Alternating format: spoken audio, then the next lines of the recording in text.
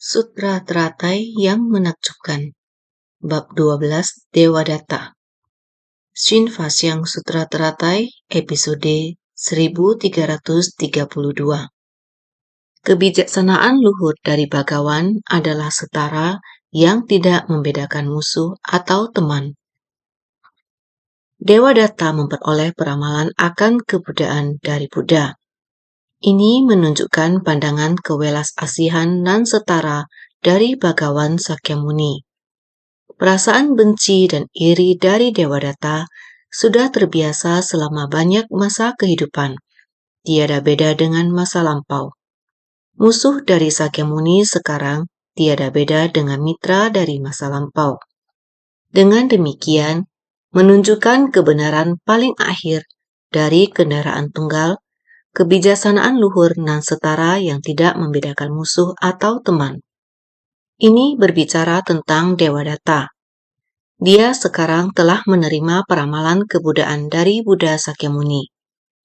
Naskah sutra sebelumnya, ini menunjukkan bahwa Bhagawan Sakyamuni memiliki pandangan kewelas asihan yang setara untuk semua makhluk.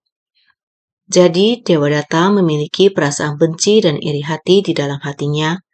Dia sudah memiliki kebiasaan seperti ini selama banyak kehidupannya, dan tak pernah berubah.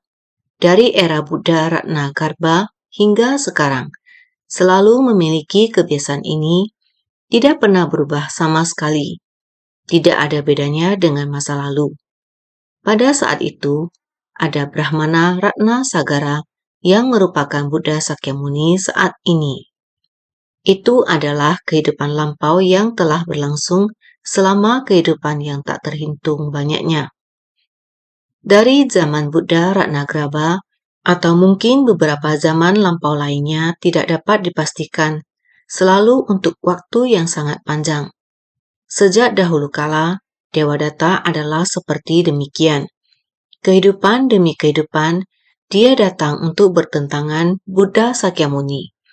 Bisa kita lihat di era Buddha Ratnagarbha, telah terjadi di masa kehidupan yang tak terhitung sebelumnya. Dan sejak saat itu hingga saat ini, mereka bersama selama banyak kehidupan itu, bagaimanapun tidak pernah berubah.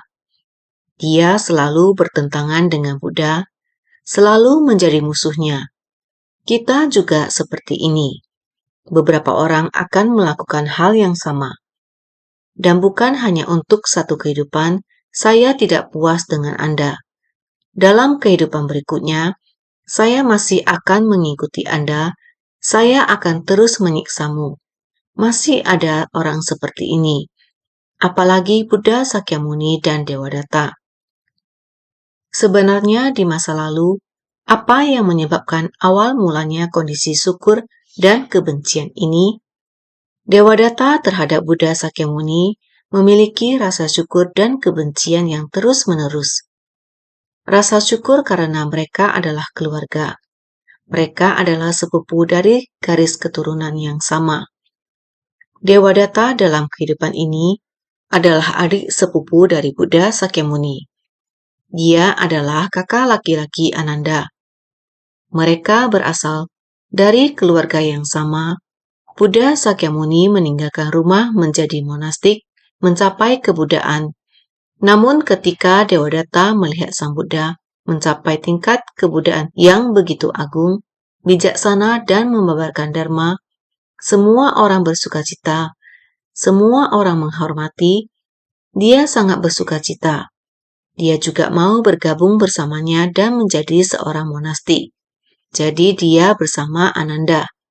Bersamaan mereka juga meninggalkan istana, bersamaan ditabiskan di dalam sangga. Juga sangat tekun berusaha dan rajin dan melatih diri. Namun apa yang ingin dia latih adalah mencari bagaimana caranya menjadi berpengaruh dan terkemuka, mampu memamerkan kekuatan gaib. Dia dapat memamerkan di depan semua orang. Inilah yang ingin dia pelajari. Tentu saja dengan kepintarannya, dengan ilmunya, benar-benar sangat cepat menjadi sangat terkemuka di dalam sangga. Karena dia juga dari keluarga kerajaan, salah satu pangeran. Jadi dia juga sangat aktif di dalam sangga. Jadi dia juga menggerakkan sangat banyak orang. Bersama dengan dia bersatu hati, berkelompok, membentuk kelompok, dan membentuk persekongkolan. Ini berlangsung cukup lama di dalam anggota sangga.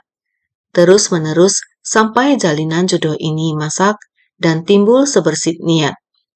Merasa Raja Bimbisara sangat menghormati Sang Buddha menjadi pelindung Dharma yang besar, dia kemudian menjilat kepada Pangeran Ajatasatru.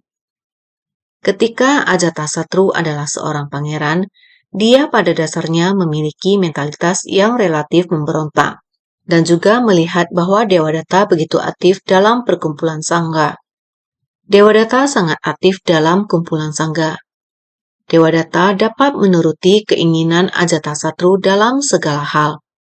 Maka mereka berdua menjadi teman dekat, sangat baik dan tidak terpisahkan.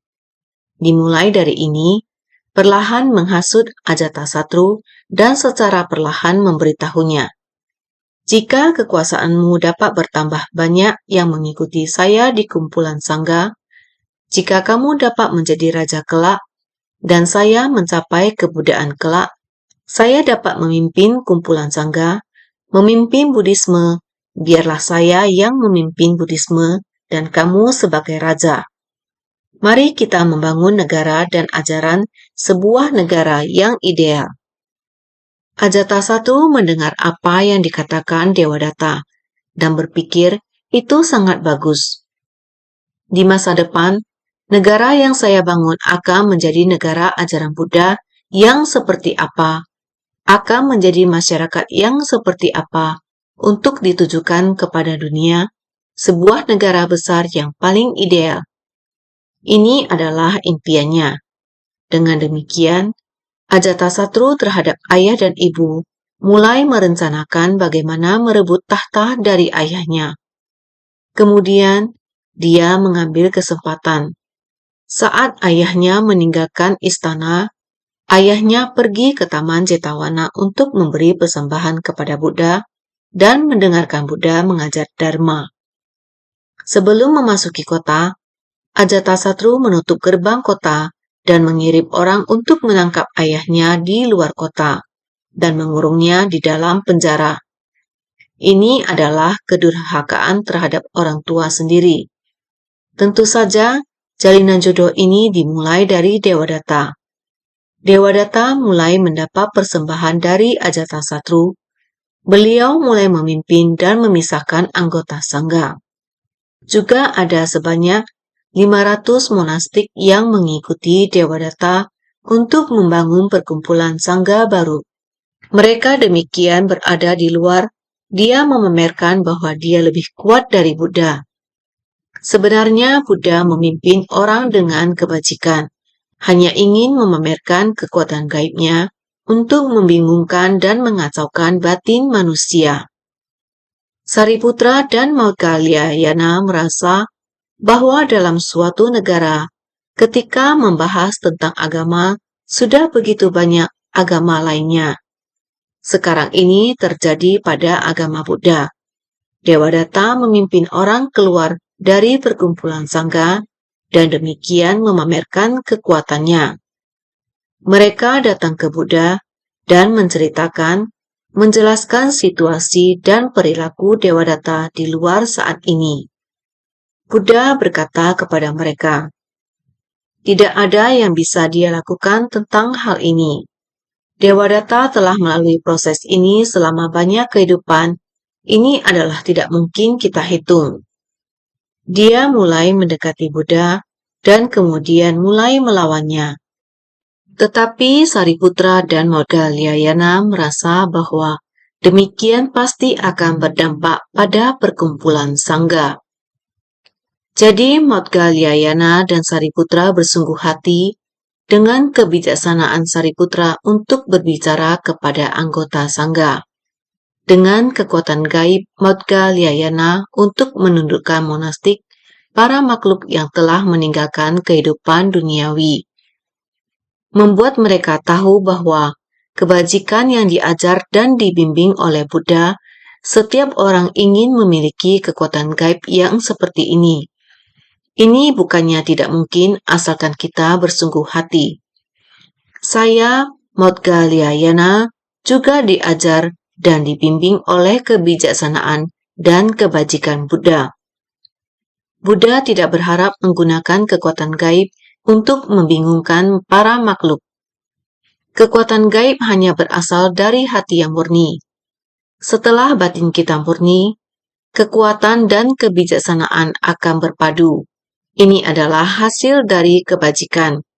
Ini bukan setelah kita mempelajarinya, kita terus memamerkan ke mana-mana. Ini telah melenceng dari jalur mencapai kebudaan. Bukan dengan Dewadatta mengatakan dia telah mencapai kebudaan, berarti sudah mencapai kebudaan. Pada kenyataannya, mencapai kebudaan membutuhkan kondisi batin dan alam semesta saling menyatu. Kebijaksanaan alamiah, kemahatauan, kebijaksanaan alamiah saling menyatu dengan langit dan bumi. Itulah sesungguhnya seseorang yang mencapai pencerahan sejati. Demikian Sariputra berkata kepada semua orang, memberikan analisis kepada mereka. Seperti Dewadatta, lihatlah, menjilat kepada pangeran mahkota, menjilat kepada raja baru, Ajatasatru telah melakukan pengkhianatan. Adalah dosa besar, kejahatan besar. Bagaimana Ajatasatru bisa memimpin rakyat dengan baik? Apakah dia adalah seorang raja yang sejati? Seperti ini, walaupun belajar dari Buddha Sakyamuni, mendengarkan Buddha mengajarkan Dharma, mengikuti ajaran Buddha, sekarang sudah tercapai akan tetapi hanya memahami metode saja. Tidak pernah ada praktik kebajikan. Lihatlah kehidupan Dewadatta.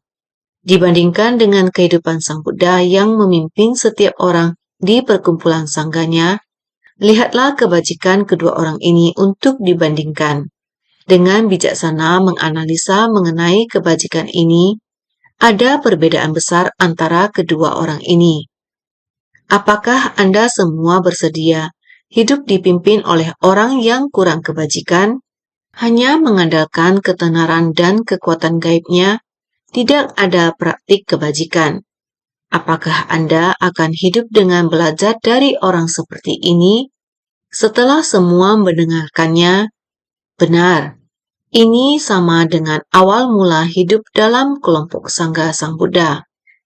Sebenarnya, berapa selisih kondisi batin tersebut? Ini sudah salah. Lebih baik berpulang kembali. Demikianlah, Sariputra membawa kembali lagi 500 Sangga ini kembali ke kelompok Sangga Sang Buddha. Dewadatta marah, merasa sangat tidak rela, lalu dia memulainya. Mulailah mencoba mencari cara untuk mencelakai Sang Buddha. Maka, pernah sekali Sang Buddha berjalan melewati sebuah gunung, Dewadatta muncul sebuah niat buruk, mendorong sebuah batu untuk menimpa Sang Buddha hingga mati. Beruntungnya batu ini hancur di tengah-tengah udara, karena saat batu jatuh dengan berguling dan terbentur, terus batu hancur dengan begitu saja. Batu besar hancur, yang batu kecil terkena Sang Buddha, tertimpa ke jari kaki Sang Buddha dan berdarah. Ini adalah melukai Buddha, menumpahkan darah Buddha. Kemudian, seorang bhiksuni bernama Utpalawarna mendengar tentang hal ini dan pergi mencari keadilan dari Dewadatta. Ia berkata kepada Dewadatta, "Kamu sangat tidak masuk akal dan tidak menurut. Apakah kamu tidak berpikir bagaimana Buddha Sakyamuni adalah guru kita, Sang Bhagawan? Beraninya kamu mendorong batu besar dari atas gunung untuk membunuh Buddha. Kamu sangat tidak masuk akal." Ia memarahinya dengan keras, hingga membuat Dewadatta marah. Dewadatta memukul bhiksuni Utpalawarna sampai mati. Dengan satu pukulan, Biksuni Utpalawarna sangat maju dalam pembinaan diri, bahkan mencapai tingkatan arahat. Dewadatta memulai Biksuni Utpalawarna sampai mati dengan satu pukulan. Biksuni Utpalawarna sangat maju dalam pembinaan diri, bahkan mencapai tingkatan arahat. Jadi dengan melakukan ini, Dewadatta menanggung dosa membunuh seorang arhat. Jadi dosa pertamanya adalah memecah belah sangga. Ia menghasut 500 murid untuk meninggalkan sangga dan pergi bersamanya, menimbulkan ketidaktenangan dalam sangga. Untungnya Sariputra dan Moggalliyana menggunakan kebijaksanaan dan kekuatan gaib mereka untuk meyakinkan 500 murid ini kembali. Karena inilah muncul niat jahat dalam diri Dewadatta untuk membunuh Buddha dan kemudian mendorong batu besar yang kemudian menghimpit kaki Buddha hingga terluka dan berdarah. Karena itu Biksuni Utpalawarna pergi memarahinya. Dewadatta pun malu dan marah. Dan kemudian dengan satu pukulan ia memukul sang biksuni dengan keras, menyebabkan Biksuni Utpalawarna meninggal dunia. Ini adalah membunuh seorang arhat. Inilah 3 dosa Dewadatta. Dari dosa-dosa ini, niatan seperti ini masih belum selesai. Dia menggunakan jarinya untuk menaruh racun, ingin mencari kesempatan menghadap Buddha untuk bertobat, berharap mendekati Sang Buddha. Pada saat memberikan penghormatan kepada Sang Buddha, mengarahkan tangannya yang diberi racun tersebut, sehingga dapat mencakar kaki Sang Buddha. Mencelakai Sang Buddha dengan menggunakan racun ini, dia menggunakan hati yang demikian jahat. Akan tetapi, kuku yang telah diolesi racun dengan baik, Sang Buddha juga dari depan bersama dengan rombongan sangga terus berjalan ke depan. Dia juga berjalan ke arah Sang Buddha. Akan tetapi, ketika sedang di dalam perjalanan, secara tiba-tiba tanah terbelah, api muncul dari dalam tanah. Dewadatta masuk dengan hidup-hidup ke dalam api neraka, jatuh ke dalam api neraka. Inilah yang disebut jatuh ke dalam neraka dalam kondisi hidup. Dewadatta telah berada di neraka. Akan tetapi, Sang Buddha memberikan ramalan kepadanya. Oleh karena itu, meskipun Dewadatta telah meninggal dan berada di neraka, namun Sang Buddha memberikan peramalan kepada Dewadatta.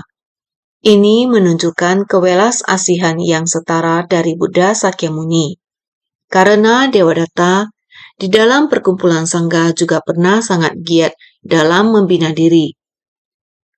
Walaupun tidak dengan bersungguh hati, walaupun hanya demi ketenaran dan keuntungan saja, tetapi dia juga sangat serius. Terutama kehidupan dahulu Dewadatta adalah Brahmana pemikiran menakutkan. Di era Buddha Ratnagarbha dan Buddha Sakyamuni adalah Brahmana Ratnasagara. Saat itu mereka membina diri bersama. Ketika mereka bertemu dengan Buddha Ratnagarbha, Brahmana Ratnasagara berikrar. Dengan tulus di hadapan Buddha Ratnagarbha, ikrar yang dibangkitkan adalah hendak pergi ke tempat di mana para makhluk paling keras kepala, bersedia untuk pergi membimbing para makhluk. Sehingga Brahmana pemikiran menakutkan ini, dia sangat tidak senang. Dan mulai mengatakan bahwa, baiklah, jika engkau membangkitkan ikrar yang demikian agung, kamu membangkitkan hati yang penuh kewelas asihan, saya akan menyulitkan Anda dengan berbagai cara. Saya akan menginginkan baik itu kepala, mata, sumsum bahkan otak. Menginginkan para menteri, istri bahkan anakmu. Saya menginginkan semua yang ada pada dirimu. Mau lihat apa engkau masih bisa membangkitkan ikrar agung yang demikian berwelas asih. Pada saat itu, Brahmana Ratnasagara melatih diri. Sangat bersyukur. Kamu menggunakan metode yang demikian adalah untuk menyempurnakan tekad pembinaan diri saya. Ini adalah jalinan jodoh yang demikian di masa lampau hingga saat ini, dari kehidupan ke kehidupan, di setiap kehidupan selalu bersama. Maka kewelas asihan dengan pandangan penuh kesetaraan dari Buddha Sakyamuni juga merupakan ikrar yang dibangkitkan pada masa lampau. Rasa syukur Dewadatta juga sama. Selama ini selalu merasa benci dan iri sejak saat itu hingga saat ini. Pada era Buddha Sakyamuni beliau juga sama. Selalu merasa benci dan iri melihat Sang Buddha, semua orang menghormatinya. Hatinya tidak tahan, beliau juga ingin keluar, juga ingin setara dengan Buddha. Lihatlah berapa banyak yang dia perbuat, menghasut Ajatasatru untuk membunuh ayah dan melukai ibu, dan hal lainnya. Inilah yang dilakukan Dewadatta. Hanya karena rasa iri dan benci melakukan banyak hal, maka dia melakukan 3 perbuatan durhaka, yaitu merusak keharmonisan dalam sangga, bahkan melukai tubuh Buddha hingga berdarah, dan juga membunuh seorang arhat. Karena demikian, pada kehidupan ini beliau jatuh ke alam neraka dalam kondisi hidup. Ini karena Dewadatta dari banyak kehidupan demikian terakumulasi. Meskipun Buddha Sakyamuni bersama dengan musuh, Sang Buddha masih sama tanpa keluhan, tanpa kekhawatiran, dan tanpa keluhan. Sama seperti masa lampau. Dewadatta juga sama seperti masa lampau, saling menjadi mitra bagi sesama. Hubungan seperti ini terus berlanjut dari kehidupan ke kehidupan, terus demikian. Jadi, dengan demikian menunjukkan kebenaran paling akhir dari kendaraan tunggal, kebijaksanaan luhur dan setara yang tidak membedakan musuh atau teman. Inilah yang ingin Buddha ajarkan kepada kita. Kebenaran paling akhir dari kendaraan tunggal adalah setara. Kebijaksanaan luhur, kita tidak membeda-bedakan. Ini adalah orang yang saya benci.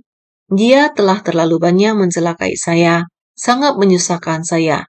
Tidak ada, hanya ada. Ini adalah pelatihan diri saya. Saya sangat bersyukur. Maka tidak membedakan musuh atau teman, ini perlu kita hayati dengan bersungguh hati. Tentu saja, kita harus menggunakan hati ajaran kendaraan besar dalam memandang ajaran Buddha. Ajaran Buddha hendak mengajar dan membimbing kita untuk terlepas dari kemelekatan. Tiada hati yang melekat, kita harus senantiasa menggunakan kekuatan cinta kasih dalam menghadapi dunia ini. Kita harus berpengertian dan bertoleransi. Inilah pelatihan diri. Jadi naskah sutra sebelumnya, Buddha telah memberikan peramalan kepada Dewadatta. Oleh karena itu, naskah sutra berikutnya mengatakan demikian. Buddha memberitahukan pada 4 kelompok murid. Dewadatta setelah berkalpa-kalpa tiada terhingga kelak akan mencapai kebuddhaan dengan gelar Dewa Raja. Sutra Teratai bab 12 Dewadatta. Kelak Dewadatta akan mencapai kebuddhaan dengan gelar Dewa Raja. Sama halnya, dia juga 10 gelar telah sempurna. 10 gelar telah sempurna adalah Tathagata, Arhat, Samyak Sambuddha, Widya Carana Sampanya, Sugata, Lokawit, Anuttara, Urusamdaya Sarata, Sasta Dewa Manusyanam, Buddha Bhagawan. Dunianya disebut Dewa Sopana, jalan kesurgaan. Sutra Teratai bab 12 Dewadatta. Ini adalah kelak setelah Dewadatta mencapai kebuddhaan. Gelarnya dan 10 gelar telah sempurna. Ini adalah Buddha Sakyamuni memberi peramalan kepada Dewadatta. Buddha Sakyamuni kemudian mengatakan lagi. Naskah sutra selanjutnya mengatakan, pada ketika itu, Buddha Dewa Raja akan berdiam di dunia selama 20 kalpa menengah guna membabarkan dharma menakjubkan secara luas kepada semua makhluk. Para makhluk sebanyak butiran pasir di Sungai Gangga akan memperoleh buah kearhatan. Sutra Teratai bab 12 Devadatta. Setelah Buddha Dewa Raja mencapai kebudaan, usia kehidupannya di dunia akan sangat panjang, yaitu selama 20 kalpa menengah. Sebelumnya, Buddha memberi peramalan dengan menggunakan kalpa kecil. Sekarang memberi peramalan kepada Devadatta dengan menggunakan kalpa menengah. Waktu dan usia kehidupan yang sangat panjang. Guna membabarkan dharma menakjubkan secara luas kepada semua makhluk. Buddha Dewa Raja juga membabarkan dharma menakjubkan kepada para makhluk. Ajaran dharmanya ibarat jumlah pasir di Sungai Gangga. Banyak makhluk akan tersadarkan dan menjadi arahat. Ini terjadi di masa ketika Devadatta mencapai kebudaan. Di masa mendatang, gelar Buddhanya adalah Dewa Raja. Dia dapat mengajar dan membimbing banyak orang. Pada saat ini, kita harus terlebih dahulu mengerti akan dirinya. Semua orang akan berpikir demikian. Devadatta telah jatuh ke neraka. Dia jatuh ke neraka dalam kondisi hidup. Ketika dia dalam kondisi hidup, tiba-tiba tanah terbelah, muncul api dari tanah. Dia jatuh ke dalam tanah agar semua orang dapat melihat. Tanah terbelah, jatuh ke dalam neraka yang penuh api. Dan jika jatuh ke neraka avici dalam keadaan hidup, neraka tak berkesudahan atau avici. Perlu berapa lama untuk naik kembali ke atas? Saat ini, semua murid berpikir Devadatta adalah manusia jahat. Karena manusia jahat baru jatuh ke neraka. Terlebih lagi, jika dia bukan manusia jahat, bagaimana mungkin tanah datar tiba-tiba terbelah, jatuh ke dalam, dan api muncul keluar? Maka karena ini, semua orang menyebarkan bahwa Devadatta benar-benar jahat. Namun Sang Buddha tetap berpengertian dan mengatakan kepada semua orang. Buddha berkata bahwa menggunakan yang sementara. Dia menggunakan metode terampil untuk mengajar dan mengubah untuk semua orang melihat. Sebagai contoh hidup untuk mendidik semua orang. Dengan perbuatan jahat demikian akan menerima pembalasan jahat demikian juga. Dia datang untuk mendidik semua orang. Sebenarnya di masa lalu, ketika dia sebagai petapa Asita, menerima dan menegakkan sutra teratai. Karena pertapa Asita pada saat itu, dia mengatakan kepada raja, "Saya memiliki dharma yang menakjubkan. Jika kamu hanya mendengarkan saya, melakukan sesuatu untuk saya akan membabarkan dharma menakjubkan untuk kamu." Dharma yang menakjubkan adalah sutra teratai. Meskipun dia adalah demikian, namun dia juga menegakkan sutra teratai. Meskipun tidak berbudi luhur, namun dia ada menegakkan sutra teratai. Meskipun menegakkan sutra teratai, namun tidak melatih praktik sutra teratai. Inilah Devadatta. Jadi pada ketika itu, saya mendengarkan dia mengajarkan sutra teratai. Sehingga hari ini, saya mencapai kebudaan. Meskipun saat itu sangat mempersulit saya, namun selama proses itu, dia juga membabarkan sutra teratai. Karena demikian, karena saya memiliki jalinan jodoh ini, mendengarkan nama sutra teratai, saya membina diri sehingga hari ini bisa mencapai kebudaan. Hari ini bisa membabarkan dharma untuk semua orang. Jadi saya tetap berterima kasih kepadanya. Dia sesungguhnya bukan orang jahat. Saya masih berterima kasih. Dia bukan orang jahat, dia juga orang baik. Hanya saja setiap orang memiliki sifat hakiki kebudaan. Dia juga pernah menegakkan sutra teratai. Dialah yang membuat saya mengetahui nama sutra teratai ini. Jadi saya merasa dia bukan orang yang sangat jahat. Inilah hati lapang dan niat murni Sang Buddha, berpengertian dan bertoleransi. Jadi dia bukan orang jahat. Jadi apakah dia? Sang Buddha menjelaskan dia sebagai sementara. Metode terampil ingin menunjukkan bahwa ada orang baik yang sedang melakukan pelatihan diri, maka perlu ada orang jahat yang menyulitkannya. Dan orang baik ini harus mampu menahan siksaan orang jahat. Jadi kita sering mengatakan bahwa kita harus berterima kasih. Bagaimanapun kita diperlakukan oleh orang lain, semua orang bisa melihatnya. Ada orang yang berbuat, ada orang yang melihat. Orang dapat membedakan ini orang baik dan ini orang jahat. Orang jahat ini mengorbankan diri untuk menyempurnakan orang baik. Oleh karena itu, di sini untuk menunjukkan prinsip kebenaran seperti ini. Dia bukan orang jahat. Ia menggunakan sementara untuk menegur orang-orang di dunia akan pembalasan karena melakukan kejahatan. Ini menunjukkan wujud seperti ini. Supaya semua orang lebih jelas, kita harus belajar jadi orang baik. Jangan belajar jadi orang jahat. Akibat dari orang jahat adalah secara hidup-hidup masuk ke neraka. Sang Buddha sedemikian menjelaskannya dengan cara ini, jadi dikatakan saat ini berada di neraka. Beliau menggunakan hal demikian untuk mengajar semua orang. Sekarang di neraka, pengorbanannya sangat besar. Dia sekarang berada di neraka. Jadi, di masa mendatang akan mencapai pencerahan.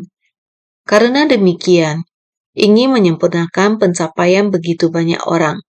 Bukan hanya pencapaian saya, juga pencapaian semua orang.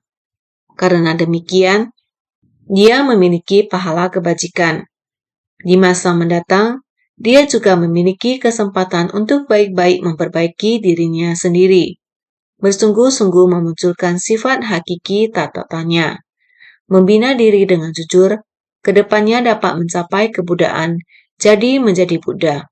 Nama Buddhanya disebut Tathagata Dewa Raja. Ini adalah sutra teratai di dalam bab Dewadatta, adalah untuk supaya kita tahu bahwa Dharma Buddha, ajaran kendaraan besar Buddha, kita harus belajar hati Buddha yang demikian.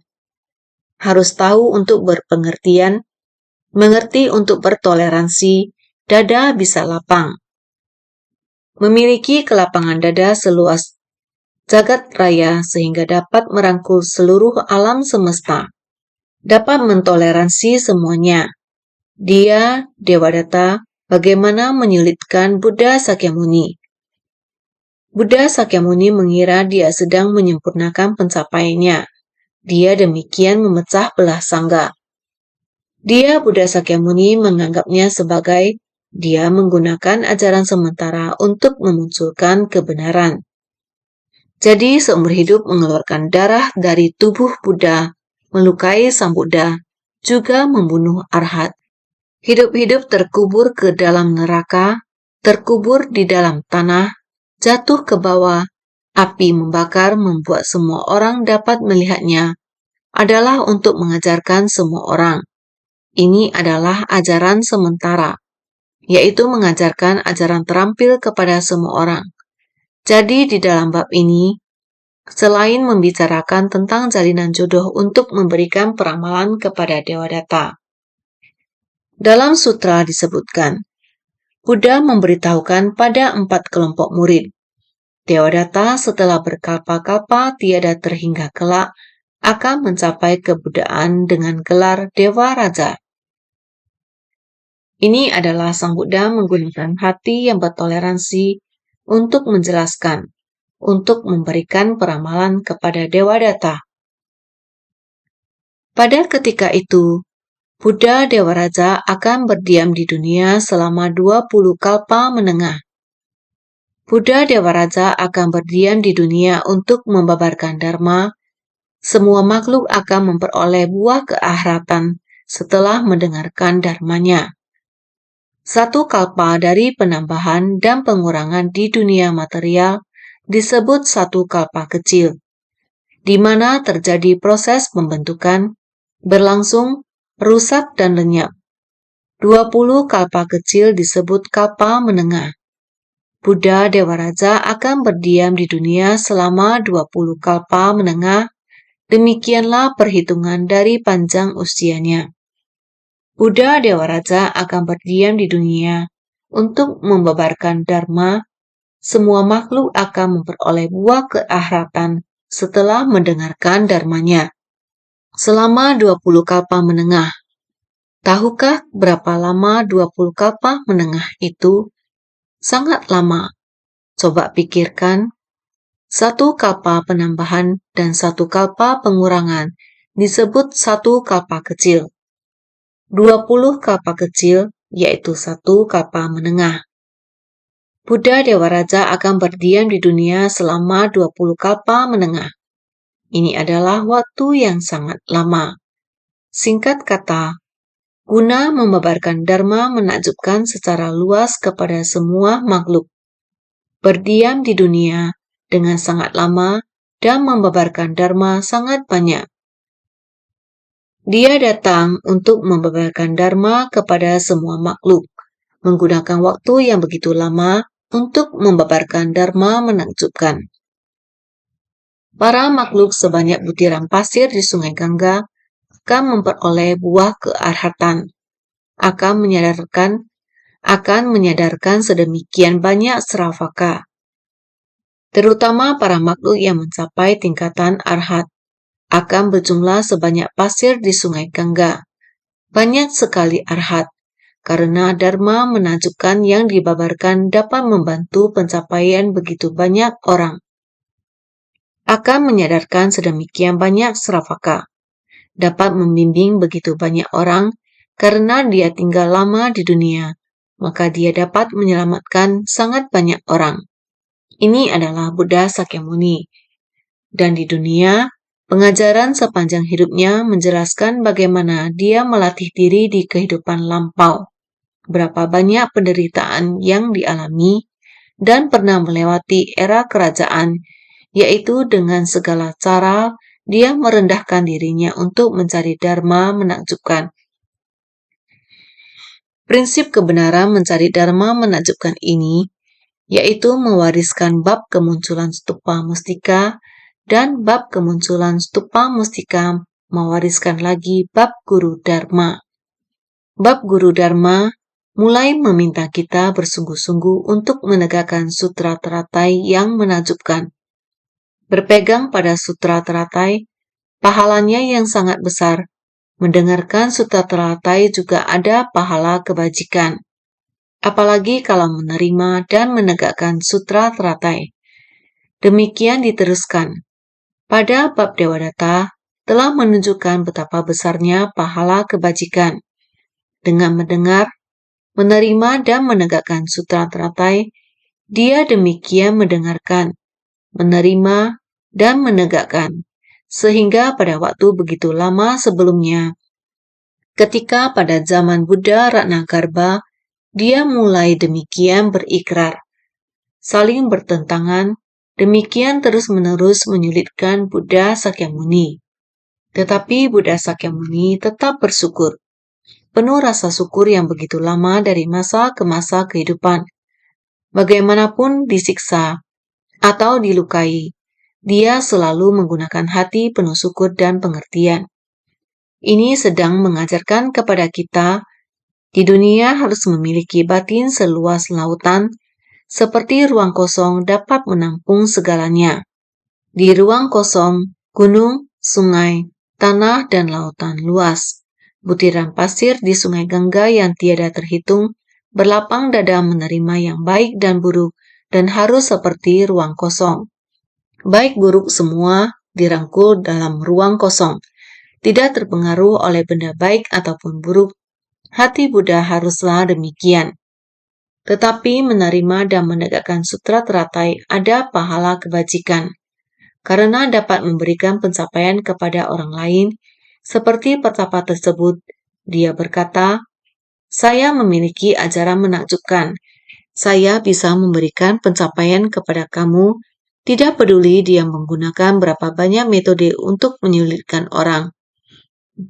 Tetapi dia menggunakan ajaran ini dengan sutra teratai menakjubkan supaya orang lain mendengarkan. Sutra teratai menakjubkan merupakan jalan menuju pencapaian Buddha. Hanya demikian, dia memiliki pahala kebajikan sehingga memiliki benih jalinan jodoh ini. Walaupun dia sangat jahat, tetapi dengan adanya benih jalinan jodoh ini, suatu hari dia akan kembali pada sifat hakiki tatata. Kembali pada sifat hakiki tatata, sangat jujur dalam melatih diri, dia juga akan mencapai kebuddhaan. Sehingga Buddha demi memberi peramalan kepada Dewadatta di masa mendatang, yang telah kembali pada sifat hakiki tatata, yang telah melatih diri dalam jangka waktu lama, bukan mengatakan bahwa dia sangat jahat, juga dapat menerima peramalan karena dia memiliki sifat Buddha. Di masa mendatang dia juga akan melatih diri. Meskipun dia jahat, tetapi dia membuat Buddha Sakyamuni mencapai kebuddhaan. Buddha dengan hati penuh syukur, sehingga Dewadatta menjadi seseorang yang dapat memberikan pencapaian bagi seorang Buddha mencapai kebuddhaan, sehingga dia memiliki pahala kebajikan. Singkat kata, inilah prinsip kebenaran, bersungguh hati memahami. Dialah prinsip kebenaran jika menggunakan fenomena sangatlah rumit.